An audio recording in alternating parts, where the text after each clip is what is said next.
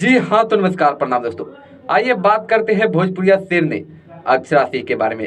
अक्षरा सिंह जी का एक गाना बहुत ही ज़बरदस्त एवं बहुत ही तेज़ी से वायरल हो रहा है, जिस गाने का नाम है सैया के बुलेट। सैया के बुलेट गाने को जो है मनोज मतलबी जी लिखे हैं। वहीं इस गाने को आपन भोजपुरी के यूट्यूब चैनल पर रिलीज किया गया है, जो कि बहुत ही तेज़ी से वायरल हो रहा है। ये गाना बहुत ही कम समय में 1 मिलियन क्रॉस कर चुका है, यानी लगभग 1.5 मिलियन के तहत जो है कि पहुंच गया है दोस्तों, वो भी बहुत ही कम समय में। आपको बता दें कि अक्षरा सिंह यानी भोजपुरिया शेरनी और पवन सिंह और खेसारी लाल को भी टक्कर दे रही है, क्योंकि बहुत ही कम समय में जो है कि इतना जो है व्यू पाना आसान नहीं।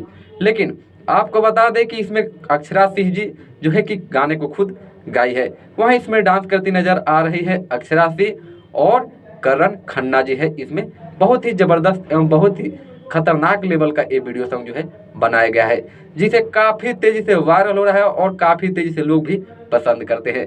तो चलिए दोस्तों, मिलते हैं फिर अगली वीडियो में। तब तक के लिए जय भोजपुरी, जय बिहार।